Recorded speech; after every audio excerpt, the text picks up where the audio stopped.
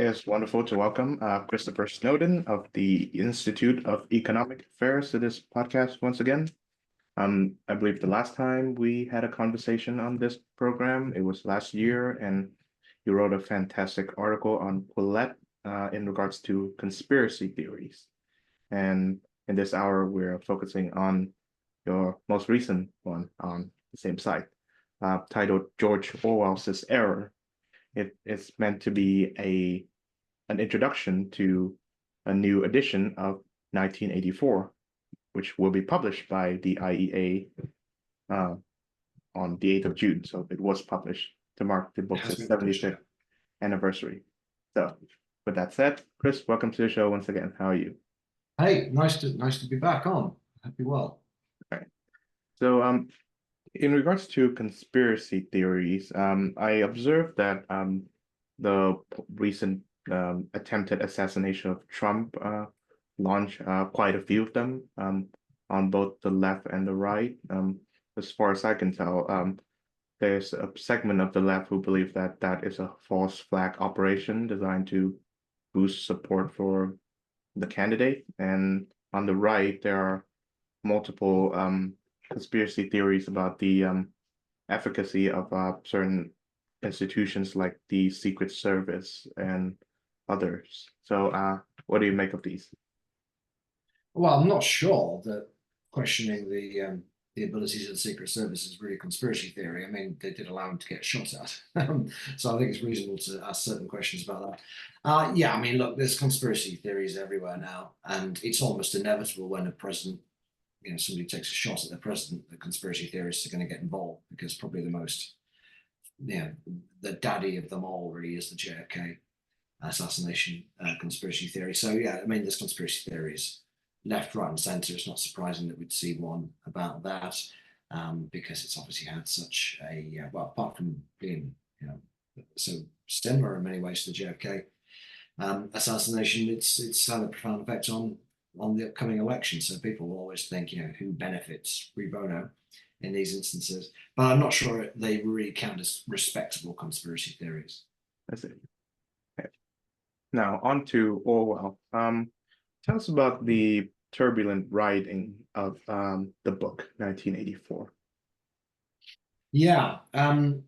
So Orwell published Animal Farm in 1945, I think, late 1945. He couldn't get it published during the Second World War because it was, a satire of the Soviet Union. The Soviet Union were our allies until the war came to an end. In fact, he found it very difficult to get published anywhere. So left-wing were the most of the publishers, and in particular Victor Gollancz, which had published most of his books. He was extremely left-wing and pro-Soviet.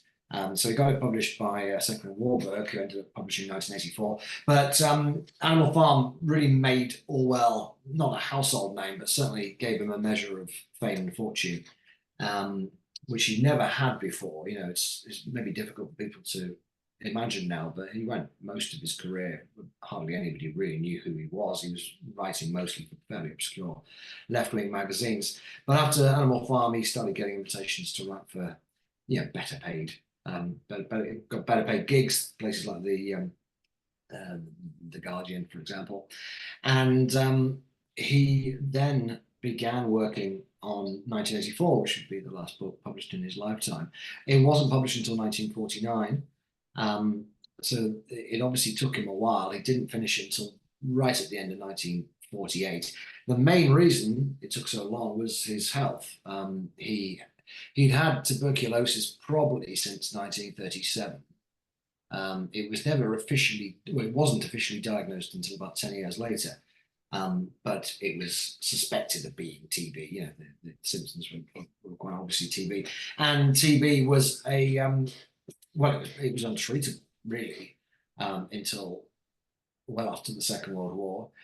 Orwell, in fact, used the first effective drug for TB, but he was only able to get that by getting it from America, and he had to use his political connections even to do that. The NHS was formed in 1948. I don't think Orwell actually ever used it, and he certainly couldn't get this drug on it. So for most of the time he had, and the drug didn't work 100% either. They didn't really know what doses to give him, and it had horrendous side effects. So it was a death sentence for a lot of people, but not necessarily. And I think Orwell was always reasonably optimistic that he would survive it.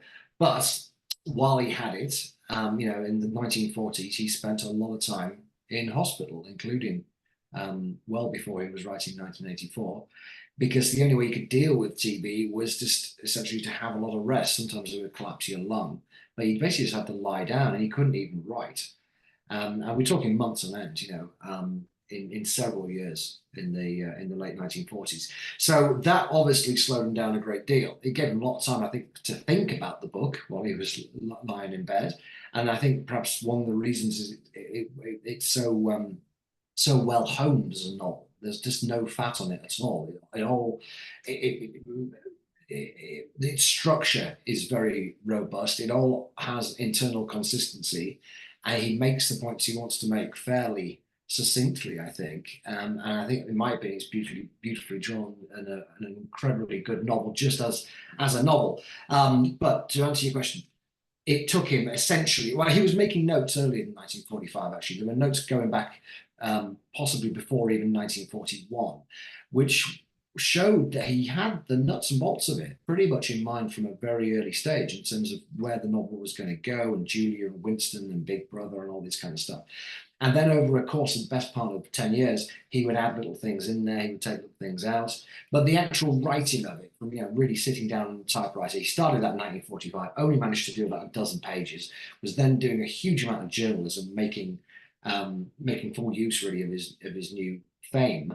And eventually went off to Scotland, went to the island of Jura in 46, where he spent most of the rest of his life. And he spent a lot of that time writing the book and then also typing it out, because he couldn't find anyone to type it out in Jura, so he had to do that job while extremely ill with TB. And he shouldn't really been doing it. He should have been back in a sanatorium. The trouble is, he'd only just spent 7 months in a sanatorium, didn't really feel like going back. But once he typed up the manuscript, he booked himself straight into a sanatorium, and he was always in the hospital, until he died in January 1950. Yeah. So how did they end up with that year as the title of the book? Well, there's this theory, which has no evidence for it at all, that because he finished the book in 1948, he just switched around the dates at the end, the numbers at the end. So instead of being 48, he was 84. That doesn't really seem to stack up. His notes show that he had previously thought about calling it 1980, or setting it at least in 1980 or 1982. And in fact, as it took him longer than he expected to write the book, the date kept going further out. I think, in actual fact, what he did is he needed to have his central character born during the Second World War. And he needed to have the central character to be roughly 40 years old. And so that pretty much dictated when the novel had to be set. I don't think there was anything more to it than that. So, of course, 1984 was set in the future, but did Orwell intend for it to be a warning or a description of what was happening at that time?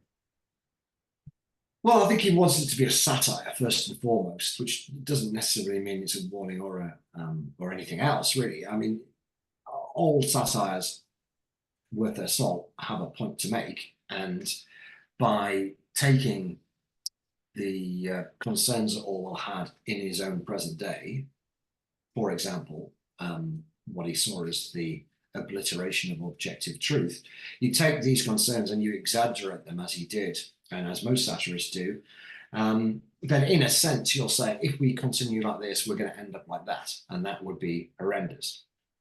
But at the same time, that doesn't necessarily make it a warning, because you're also just trying to persuade people that the things that you're concerned about really are worth worrying about, and that the logical extension of these things is really sinister, and therefore the things as they are now, even before they've been exaggerated, are pretty sinister and concerning. I mean, he wrote the very last thing he ever wrote for publication in mid 1949 was essentially him just explaining what he meant by the novel, because a lot of people on the right had said, well, this is a guy who's gone off socialism, this is an attack on socialism and defense of capitalism, which he never intended it to be, and it wasn't. And he said in that press release that this is essentially a conditional warning. He says actually explicitly that something like 1984 could happen, if current affairs continue, if the world continues to go in the direction it's going. I think he was thinking mostly about geopolitical affairs, and he was concerned that the whole world would essentially become totalitarian. And yeah, you can see why he thought that, because a large part of the world had gone totalitarian while he was alive, just in the previous 20 years or so. So in a sense, yes, if things continue as they are, then that's what you're going to get. And so in that sense, it absolutely was a warning. And in a sense, it's also a prophecy in that it was conditional on, if things don't change, this is where we're going to end up. So yeah, he did absolutely believe that something along those lines could happen. But I think certainly when he began working on the book, the idea was just to do what he called a parody. Now, if I were to ask you to put on your literary studies hat on, how would you analyze the opening line of the great novel? It was a bright cold day in April, and the clocks were striking 13. It is a great line. Yeah. I mean, obviously, the thing that immediately disturbs you about it is the clock striking 13. So you're immediately in a slightly strange world. So, it's a cold day in April. That could be absolutely, could be the start of almost any novel. The clock striking 13, as I say in this piece, but which, the Quillette is just a kind of an excerpt from the actual book. It's called You Do Not Exist. And it's also available as a preface to the entire novel on the IEA website for people who want to read that. 1984 is now out of copyright. The readers of the first edition in 1984, they will be familiar with the 24-hour clock. It wasn't as common in Britain as it was in the continent, but it very widely used in the army. And of course, a lot of people would have been in the army. So the idea of calling 1 p.m. 1300 hours wasn't completely foreign. But the idea of a clock striking 30, in other words, a clock that had, twice as many hands as normal, that, it does take the world of the novel at a slight angle from reality. And that's what it does throughout the book. You said before it's a futuristic book. Well, it is, of course, insofar as it's set 36 years in the future, but 36 years is really not very much. And he was well aware of that. And so he didn't try and get away with the sci-fi gimmicks that people like Aldous Huxley and H.G. Wells had done. It wasn't set in 600 years' time like Brave New World was. 36 years is nothing, and actually the world doesn't change that much in 36 years. And sure enough, in 1984, the name of England, the name of London has changed, but a lot of it is still recognizably London, even though there's evidently been some sort of nuclear war going on. In fact, in contrast to people like H.G. Wells, it doesn't feel futuristic at all. There's nothing actually in the book, I don't think, that hadn't already been invented by the time Orwell wrote it, including CCTV, which was just about a thing then. But no, you're not dealing with kind of hovercraft and robots. So, it's all stuff that was just about imaginable in the 1940s. And really, the London of 1984 is just a more dilapidated version of the London of the 1940s, which is saying quite a lot, considering that, a lot of London was in rubble and they had rationing and so on there, which of course they still do in the novel. Yes, and it's very surprising too that the characters still retain their English Britishness within throughout the entire book, of course, including Winston and Julia and of course O'Brien. Yeah, well, that's because I mean, I think I want to do a lot of things with this novel. So you can't just say he had one particular message. He did want to make it a war. He did want to make it sort of a prophecy. He did want to parody lots of different things. But what he also wanted to do was simply show what what Britain would look like if it had a ruling regime similar to that of Russia. Um, because it's a bit like, when they take First World War footage and colorize it. It shouldn't really make any difference, but it makes it seem more real.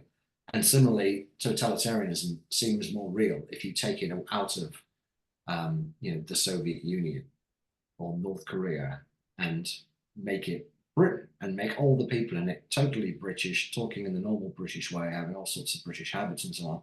But it's all now under this horrendous regime, and things are starting to change, and people's um, minds and beliefs have changed. Now, the geopolitical atmosphere in 1984 is that there are two blocks of power, Eurasia No, and three. There's three: oh yes, Oceania, Eurasia, and East Asia. yes, that. But I believe Eurasia, Oceania is where INGSOC is, and Eurasia is Yeah. presumably Russia and its satellite states, and they're Yes, and East constantly. Asia is China, Japan, and so on. Yeah, I mean, Oceania basically is America plus Britain and Canada, I guess. I'm not sure where South America ends up. I guess it's probably part of Oceania. But yeah, Britain is effectively part of America, whereas from what you can tell, all of the rest of Europe has been consumed by Russia. And of course, there are constant war propaganda in regards to what's going on in Oceania and in Eurasia. So Eurasia is constantly losing to Oceania, but still Oceania still has to fight. Um, so Yeah, tell me more about how Orwell views war in general. well, he just thought it was kind of endless. And you have to remember that Orwell, his entire adult life, though, and indeed part of his childhood, there was always seemed to be a war going on, pretty much. So he was a teenager when the First World War took place. He then went off to fight in the Spanish Civil War, the obviously Second World War broke out. And when there weren't wars going on, there were revolutions and rebellions and various forms of violence and upheaval. The first half of the 20th century was an extremely bloody time, an extremely uncertain time, very ideological time, a very political time, in a way that the second half of the century wasn't. And so, in that sense, he didn't. Yeah, the prophecy completely failed for reasons I go into in the book. But how do you see war? Well, I mean, he was against it, but at the same time, he wasn't afraid to fight in it. He volunteered for the Spanish Civil War. He would have fought. He wanted to fight in the British Army in the Second World War. He was just too unfit to do it, so he joined the Home Guard. And after a while, it turned out he was too unfit even to do that. I say his health was not at all good. But he believed, as obviously happens in the novel, that there's this appetite for constant war. And so, yeah, in the novel, you have this kind of Cold War going on, um, with a hot war being fought in sort of in and around the Middle East and India and a bit of Africa, I think. It's never really explained exactly what's going on, and of course, we don't even know for sure whether there's a war. People are so isolated from reality in the rest of the world that no one really knows what's going on. Orwell splits up the world into these three super states, which I find kind of interesting because by the time he wrote the book, it was quite obvious that we're not going to be three super states. He was basing that idea off a guy called James Burnham, who was a strange character, but he kept coming up with all these various prophecies, which he was very confident about, and they were nearly always wrong. And he thought that the world was going to split into three super states because he thought that Japan was going to win the Second World War, that Germany was going to win the Second World War in Europe. And so you would have this Japanese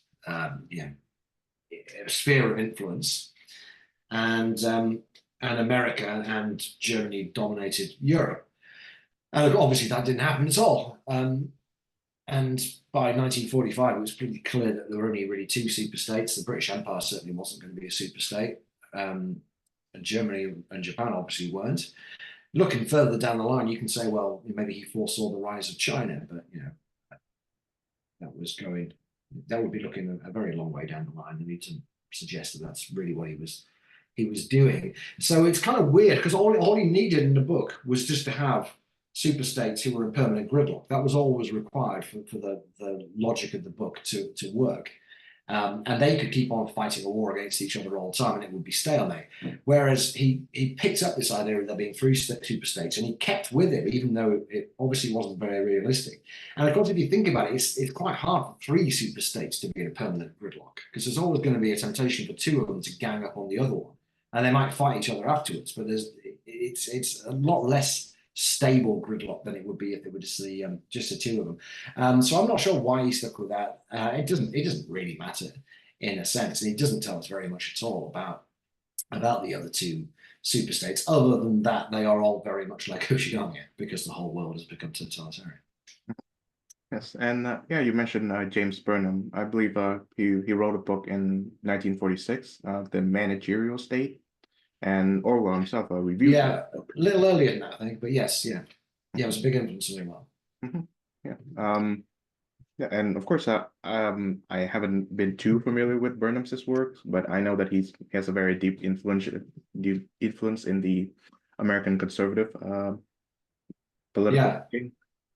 Yeah. So to what yeah, extent? he was a very unusual character because he started off being a Marxist Yeah, in his early years. He was a friend of Leon Trotsky, yeah. and then it became disillusioned with the left in the same way, I guess, that Orwell did. So they had that in common. Certainly became disillusioned with Bolshevism. Yeah. And then he came up with this theory in the managerial revolution, which actually does, in many ways, stack up. Insofar as he said that capitalism is doomed, which is the standard belief on the left, but also socialism is going to be betrayed. So socialism is kind of doomed as well. And what we're going to be left with is just elite rule of bureaucrats, professionals, experts, and other self-serving people who don't really believe in anything other than their own right to rule and making a bit of money, and they will just take over as a class of people. So this is kind of a new class of people who are not particularly ideological. They're just rather capable and pragmatic and quite hungry for power. And that would actually be the future of society, that you'd just be run by these kind of men in grey suits, which to some extent you could actually say is a more accurate prophecy than what Orwell came up with. His theory actually was, yeah, it was a little bit overblown, like much of the stuff that Burnham wrote, but it had this profound influence on Orwell, and Orwell took it much further than Burnham did. And the last third of 1984, which some people feel is a bit over the top, the whole torture sequence and so on. Actually, I think it makes perfect sense given what's gone before in the novel and what Orwell really wanted to say about objective truth and such like.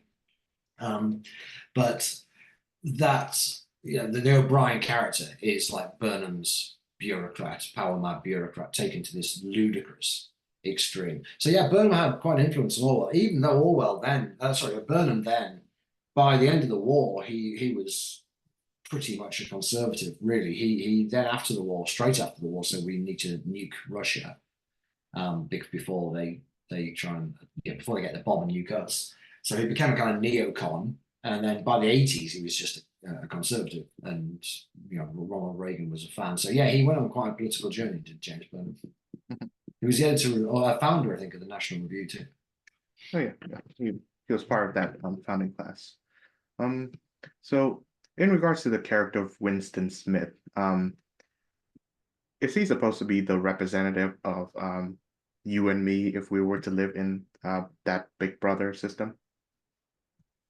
Yeah, well, he's supposedly, the last man. The working title in 1984 was The Last Man in Europe. So he is a normal human being in an inhuman world in which the whole concept of humanity is being pulled apart and people are being remade, and eventually there won't be any human beings as we know them. That's the basic idea. I mean, for me, Winston Smith is just Orwell, really. I mean, he just seems to be quite a similar character, both physically and in the way he thinks and and write. So I can't get Orwell himself out of my head when I'm reading about Winston Smith. Winston Smith is not really an heroic figure at all. He doesn't actually do anything. He hates Big Brother and he wants to overthrow them, and he goes some way in that direction so far as he contacts O'Brien and gets hold of the book. But he never gets a chance to act upon it, and we don't know if he ever would try to act upon it. His only rebellion was having an affair with Julia.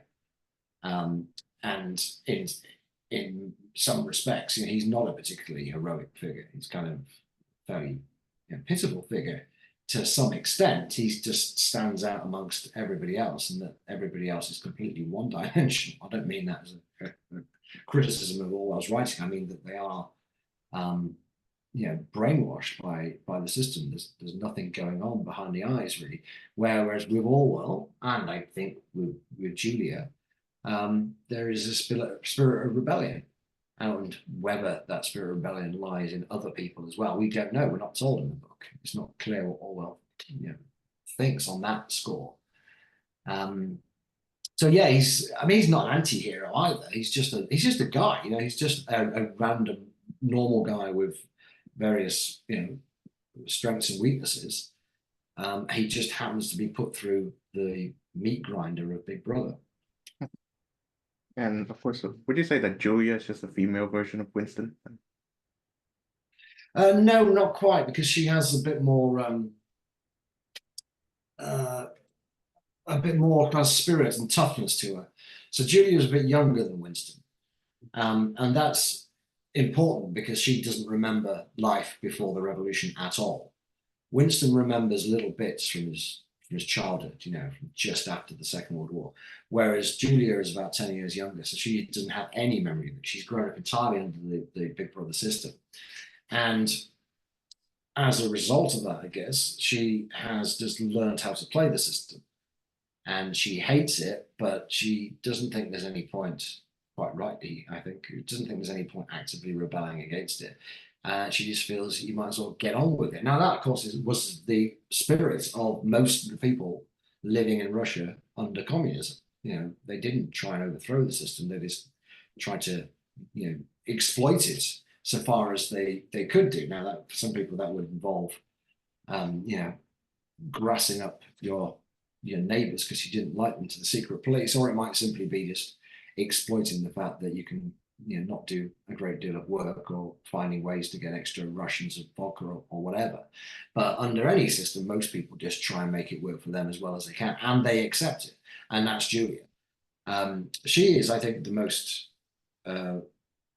attractive character in the book. She's not saying much. She's not against a lot of competition there, but she I think she lightens up the story every time she turns up, and she has this kind of jolly hockey sticks kind of vibe around her as well. I mean, you mentioned that people in the book, they're still quintessentially British, and that is absolutely true of Julia, who does seem like this kind of very ruddy cheeked, big thighed,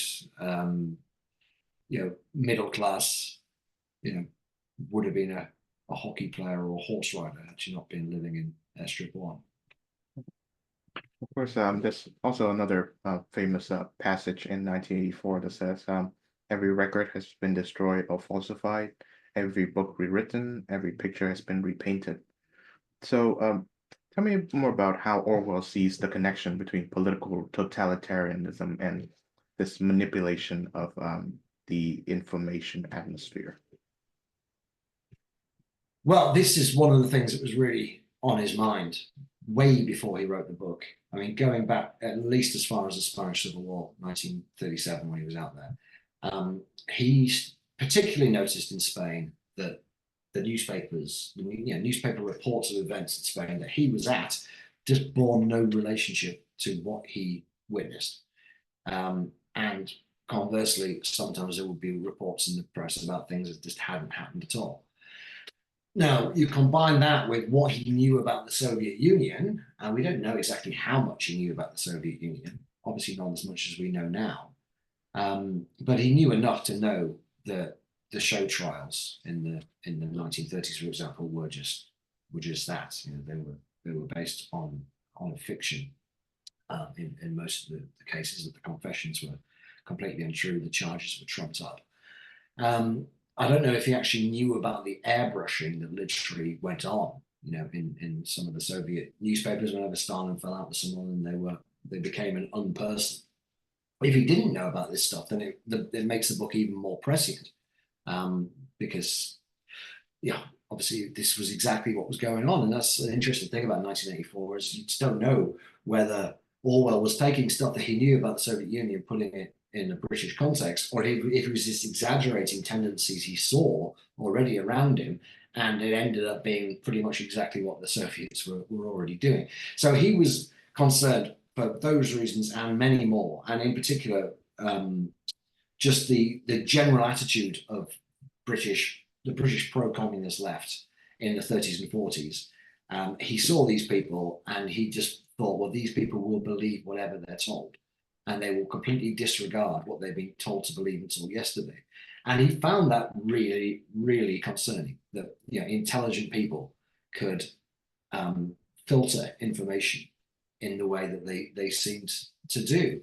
And I think that more than anything else was the main driving force behind him writing 1984. That's the bit that comes up again and again and again. And that's why the interrogation scene at the end is so significant, because if you look at the three things that O'Brien questions him about, they're all essentially about, are you prepared to believe something that is obviously not true? Who are we at war with? How many fingers am I holding up? And this photograph, which Winston had once held in his hand, which was the absolute proof to him that the party lied. So all that is about the existence and the acceptability of objective truth, which is, as I say, the main thing that was really bothering him. And the whole 2 + 2 = 5 thing, which becomes like the totemic piece of misinformation that everyone must believe if they want to stay alive in Airstrip 1. He used that phrase so many times in his journalism and letters. I mean, going back well over a decade before the book came out. That also incidentally it was a phrase used on a poster in the Soviet Union at one point in reference to the 5-year plan. Let's do it in 4, 2 + 2 = 5. And I think he did know about that. So yeah, the 2.2 + 5 thing is such a simple, example of lying, but it's so important, because if you can bring yourself to believe that, you can bring yourself to believe anything. On the other hand, if you accept that 2 + 2 = 4, then that shows that at least in one area of life there is such a thing as facts, as truth. And if you accept that, then suddenly the whole Big Brother universe kind of starts to crumble, because there are some things which are just true regardless of what the party says. Yes. Yeah, that scene at, I believe, room 101 is particularly harrowing. I believe O'Brien wanted Winston not just to lie and say 2 + 2 = 5 just so he could get away with the rats. He wanted Winston to believe in it, like in the most sincere manner. Yes. I mean, this is where the parody kind of just is pushed to the ultimate extreme, really, isn't it?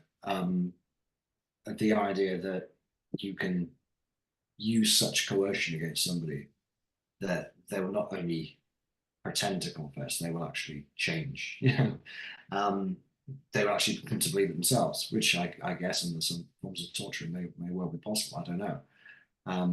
And the conclusion of the book seems to be that Winston and indeed Julia have indeed fundamentally changed, and that kind of thing is possible. Again, how much did Orwell believe that was something that could happen, and how much was he just pushing his satire as far as possible? I don't know, but yeah, it's a powerful ending, I think, to the book.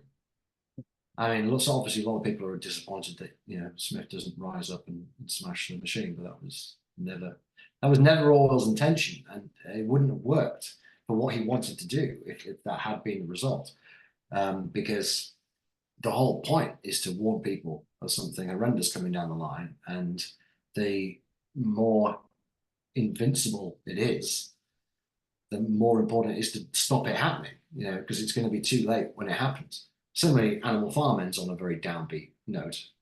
Um, and of course, when the CIA paid for their animated version of it, they changed the ending, and the animals overthrew the farmers, overthrew the pigs rather, because that's what they wanted people in Eastern Europe, who were the target audience of the film, to do. They didn't do that with 1984, to say that when the CIA also produced a film of that particular novel, they kept the ending basically the same.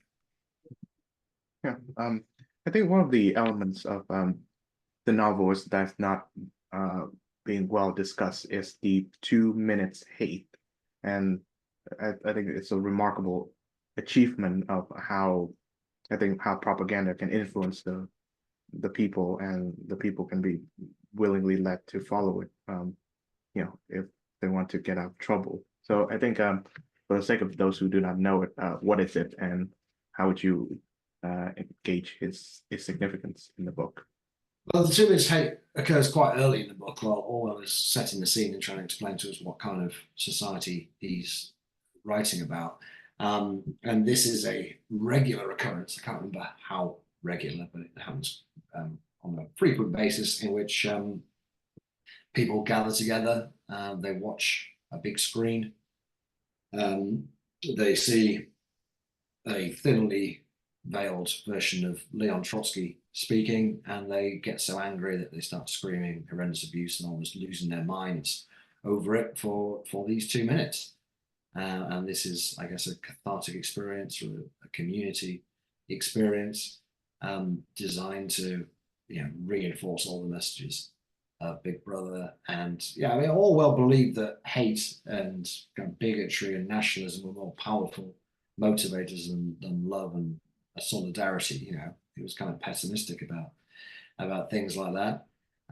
Which is why, by the way, he believed that something like 1984 was more likely to happen than something like Brave New World, because he didn't think that people would ever, in any sustainable way, go along with a life of, Aldous Huxley's kind of vision of a fairly empty and shallow existence. He thought people actually wanted drums and slogans and strong men leaders and so on. And so, yeah, the 2 minutes to hate is part of that package. It's showing you what this society and what this party is really based on.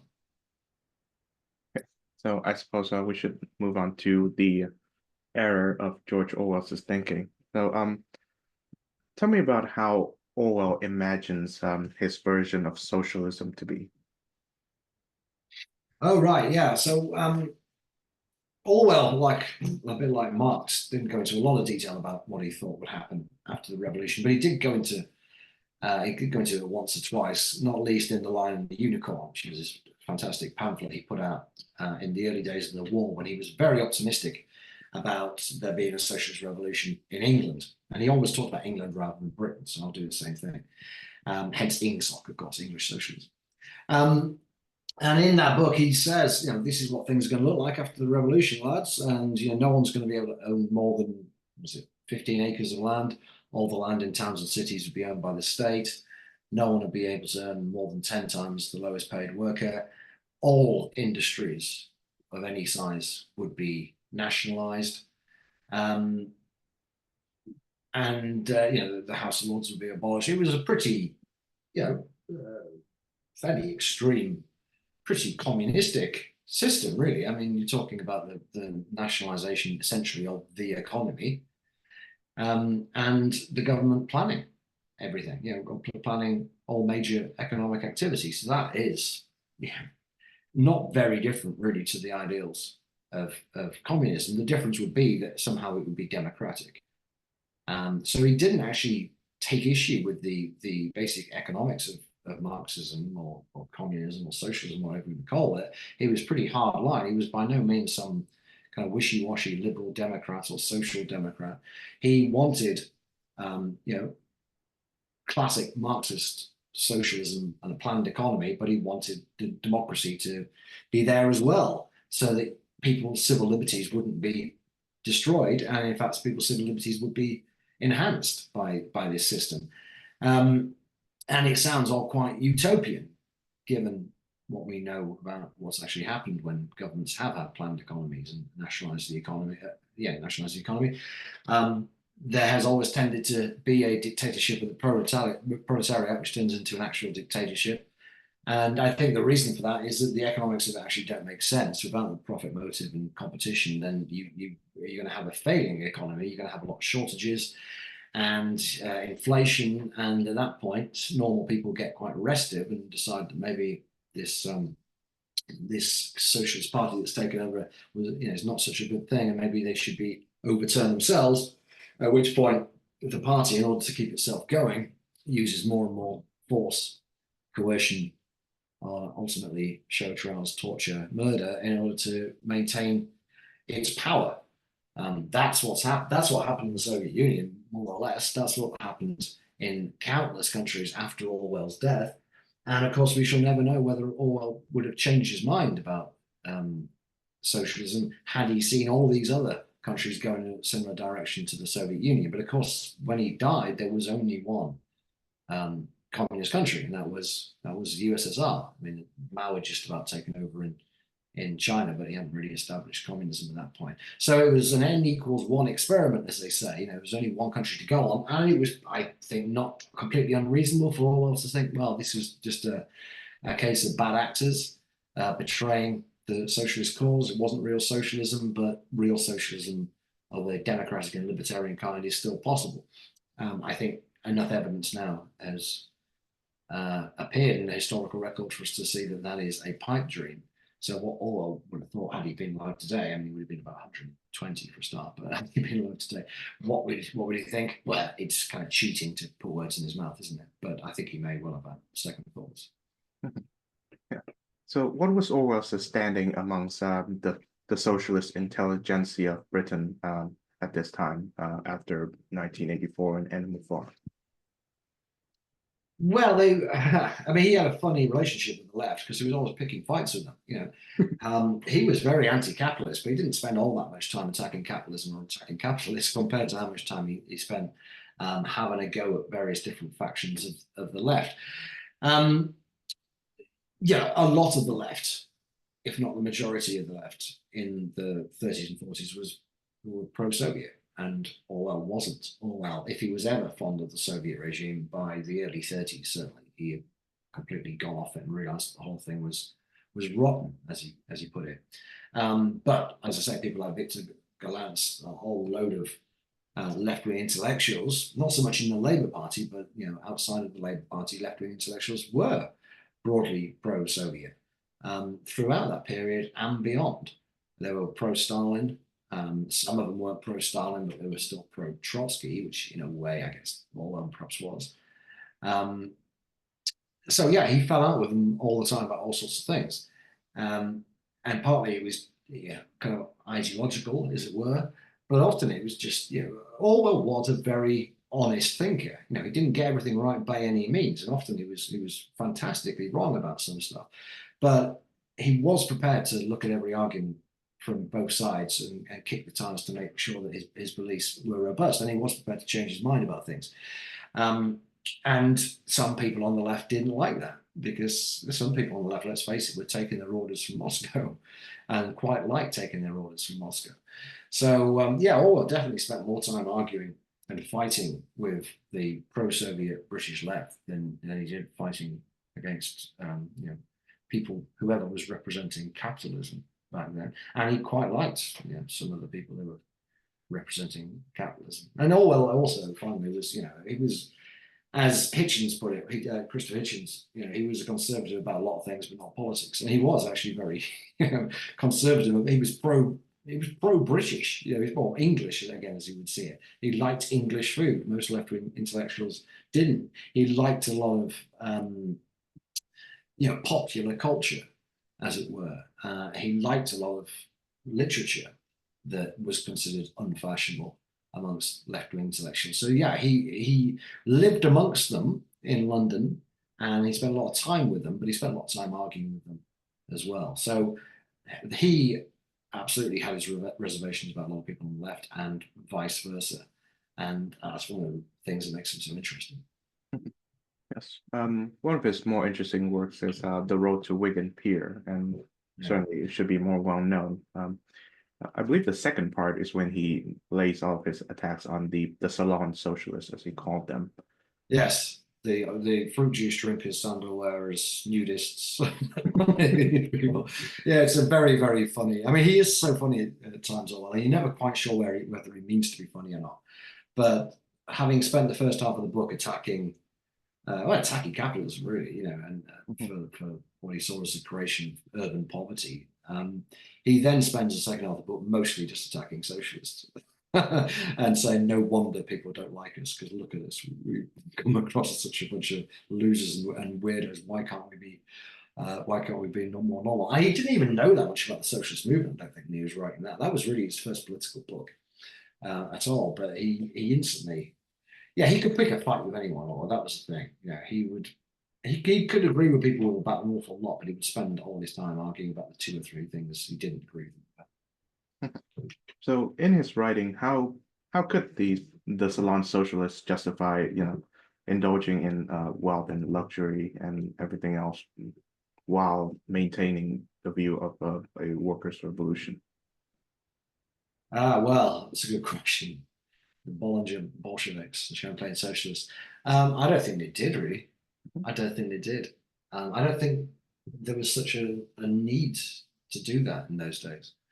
Um, Intellectuals were nearly always quite well-off people from good families. That was just the way it was. So nobody really questioned that very much. There wasn't as much of a need to, um, present yourself as a horny-handed son of toil in those days. Orwell actually did kind of like the whole toil thing. That was one of the strange, slightly masochistic things about Orwell is his desire to throw himself down onto the bottom of the heap and see what life was like, not just not just how the other half lived, but how the kind of bottom 2% lived in down and out in Paris and London.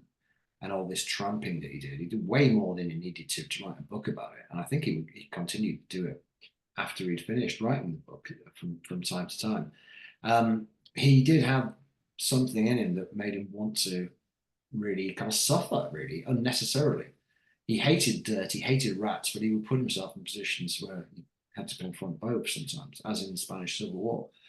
Um, he genuinely fought against his privilege much more than a lot of the Bloomsbury set did, I think, and really meant it to. But he never quite could. He could never quite overthrow his prejudices somehow. But he never adopted like a Mockney accent or anything like that. He was very happy to present himself as what he was. Wasn't in any way ashamed of what he was, I don't think. But at the same time, he did feel that he had benefited from an unfair system, and he didn't like that. He wanted to do something about it. I suppose his love for everything British just sort of like stopped him from uh, falling way too much over Moscow. Yes, that as well. I think, yeah. He's a complex guy. I would definitely recommend anyone reads most of his stuff really, but Down Out in Paris and London is very funny. I think the second half of Road to Empire is very funny, um, and obviously the two political satires coming up for air is quite funny. Um, and his essays in which he just writes about these fairly random things, good, bad books, crosswords, postcards, just the daily things, daily parts of popular culture that normal people enjoyed and Orwell usually quite liked too. And he knew that fellow intellectuals did not like quite so much. It's great. I love reading Orwell. It was a pleasure writing this book because it gave me an excuse to read pretty much everything he'd ever written. So I'd like to end on Orwell's review of Hayek's The Road to Serfdom, which he gave pretty much a positive note upon, and you cannot imagine two different Sort of. minds than Hayek and Orwell. So Yeah. so what did he see in Hayek's book that was good, and what did he not see in Hayek's book that was good? So, well, I should explain what Hayek said. So, The Road to Serfdom was a bit of a phenomenon, publishing phenomenon, when it came out right at the end of the Second World War. It was particularly popular in America, where there's a Reader's Digest version. Hayek was an Austrian free market economist, there weren't that many free market economists around in the 1940s. Most economists tended to believe in some variety of central planning, or Keynesianism at least, or indeed outright communism. And Hayek argued that the world was moving in an ever more totalitarian collectivist direction, and that economic collectivism would lead to a loss of liberty and a loss of democracy. And as you can imagine, Orwell was very interested in that, because his whole thing was democratic socialism, in which you would have economic collectivism, but you would maintain democracy and liberty. However, he did have strong doubts about that, whether that would ever happen. Hence 1984, he really thought that totalitarianism was realistically the only game in town, because he thought that liberal capitalism was doomed and that democratic socialism didn't have much appeal. That only left something like Soviet communism. And so I think Orwell largely agreed with Hayek in his diagnosis, and probably just picked up the book The Road to Serfdom just for the title alone, which was kind of in keeping with what was going on in Orwell's mind. So it appealed to Orwell's pessimism about the world, but he very strongly disagreed with what Hayek's prescription was, which was the return of liberal capitalism and free markets, which in his review Orwell said was pretty much as bad as totalitarian communism. And he repeated his view that there was a third way, and the only plausible way out of this mess would be his version of democratic socialism. So yeah, he to the bitter end, Orwell, to his dying day, Orwell did not believe that liberal capitalism was the answer to anything, really. He thought that was, firstly, it was undesirable, but also it was just doomed. He just didn't give it any chance. Now, again, had he realized that it wasn't doomed, that the Marxist intellectuals were wrong about the inevitable decline in capitalism, or if they're not wrong, then it certainly hasn't happened as quickly as they expected. We're still here in 2024 with something approaching liberal capitalism.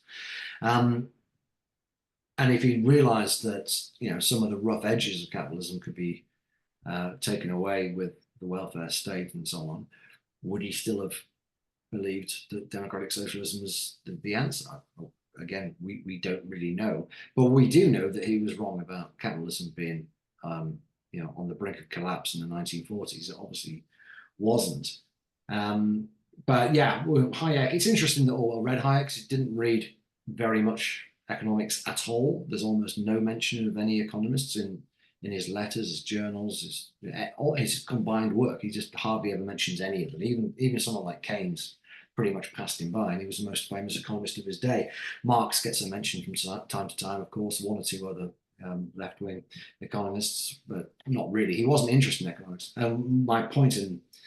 One of the points I make in the book, which I think is a relatively original one, is that it's Orwell's ignorance, really, of economics that sent him down the wrong path, and he wouldn't have been as pessimistic about society if he'd had a better grasp of economics. So, for example, he assumed for some reason that without the British Empire, the English economy was just going to tank and it would never recover, and that we would be, as he said, living off herrings. So he had this view that colonialism was the source of all Britain's wealth, and we couldn't really do without it. But he could see that the empire was going to go. He wanted the empire to go. He was an anti-colonialist, but he thought at the same time, well, that's it for Britain. If we don't have an empire, we're just going to be poor forever. Which just shows a complete misunderstanding of the economics of empire and the economics of free trade. So he was wrong about several major economic issues. Mainly because he just never read about them. He didn't really look into them. He just took some Marxist pamphlets as being the final word on the issue. And so he set off from a false premise. And I think as a result of that, was unnecessarily pessimistic about the state of the world and the future of the world.